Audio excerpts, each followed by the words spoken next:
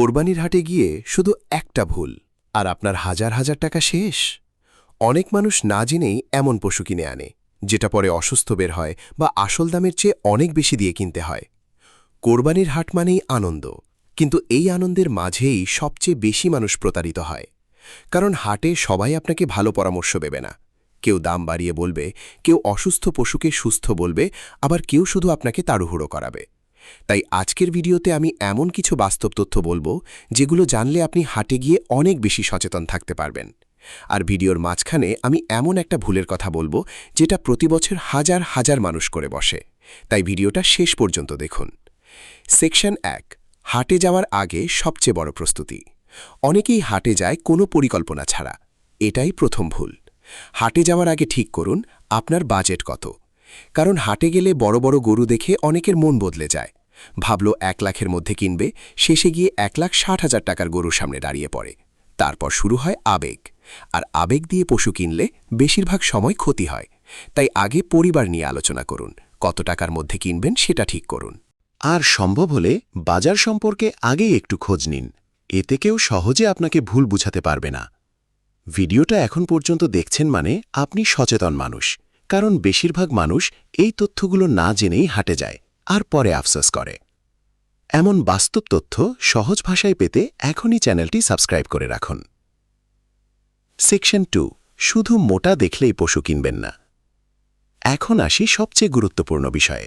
অনেকেই ভাবে যে গরু বেশি মোটা সেটাই সবচেয়ে ভালো, কিন্তু বাস্তবতা সবসময় এমন না। কিছু অসাধু ব্যবসায়ী পশুকে বেশি পানি খাওয়ায় বা এমন কিছু ব্যবহার করে যাতে শরীর ফুলে বড় দেখায়। দূর থেকে দেখে মনে হবে, ওয়াও কি বিশাল গরু, কিন্তু কাছে গেলে বুঝবেন পশুটা দুর্বল। তাই শুধু শরীর না দেখে খেয়াল করুন।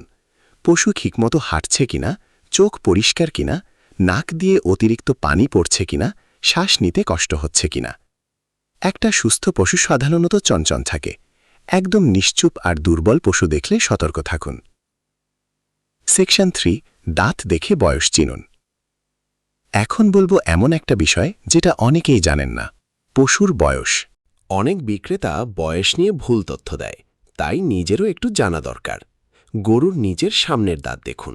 যদি 2টি বড় স্থায়ী দাঁত উঠে যায়, তাহলে সাধারণত কোরবানির উপযুক্ত বয়স হয়েছে। আর যদি সব দাঁত ছোট হয়, তাহলে বুঝবেন বয়স কম হতে পারে। এই ছোট্ট বিষয়টা না জানার কারণে অনেক মানুষ ভুল পশু কিনে ফেলে। এখন পর্যন্ত যদি ভিডিওটা কাজে লাগে, তাহলে একটা লাইক দিয়ে জানান, কারণ আপনার একটা লাইক বুঝিয়ে দেয় আপনারা এই ধরনের বাস্তব ভিডিও আরও চান। আর শেষে টিপসটা মিস করবেন না, কারণ এটা হাটে সবচেয়ে বেশি কাজে লাগে। সেকশন 4, প্রথম দাম কখনোই শেষ দাম না। হাটে গেলে একটা জিনিস মনে রাখবেন, বিক্রেতা প্রথমে যে দাম বলবে সেটা প্রায় সময়ই আসল দাম না। ধরুন একটা গরুর দাম বলল 2,50,000। আপনি যদি সাথে সাথে আগ্রহ দেখান, তাহলে দাম সহজে কমবে না। কিন্তু আপনি যদি শান্ত থাকেন, আরও কয়েকটা গরু দেখেন, তাহলে পরে একই গরু অনেক কমে পাওয়া যেতে পারে। তাই কখনো তাড়াহুড়ো করবেন না। একটা হাট ঘুরে সিদ্ধান্ত না নিয়ে কয়েক জায়গা ঘুরে দাম তুলনা করুন। সচেতন মানুষ কখনো এক দেখাতেই পশু কিনে ফেলে না। যদি সম্ভব হয়, হাটে একা না গিয়ে অভিজ্ঞ কাউকে সাথে নিন। কারণ যারা আগে অনেকবার পশু কিনেছে, তারা অনেক কিছু সহজে বুঝতে পারে। কোন পশু সুস্থ, কোনটা দুর্বল, কোন দামটা বেশি বলা হচ্ছে, এসব তারা দ্রুত ধরতে পারে। অনেক সময় একটা ছোট পরামর্শ হাজার হাজার টাকা বাঁচিয়ে দেয়। তো বন্ধুরা, আজকের ভিডিও থেকে যদি একটা বিষয়ও শিখে থাকেন, তাহলে কুরবানির হাটে যাওয়ার আগে এই তথ্যগুলো অবশ্যই মনে রাখবেন। কারণ সচেতন মানুষ কম ঠকে। ভিডিওটা উপকারী মনে হলে লাইক দিন, আর কমেন্ট করে জানান আপনারা এবার গরু কিনবেন নাকি ছাগল। আর এমন বাস্তব ও দরকারি ভিডিও নিয়মিত পেতে এখনই চ্যানেলটি সাবস্ক্রাইব করুন। পরের ভিডিওতে আমি দেখাবো হাটে সবচেয়ে বেশি মানুষ কোন 5টি ভুল করে। সেই ভিডিও মিস করতে না চাইলে এখনই সাবস্ক্রাইব করে রাখুন।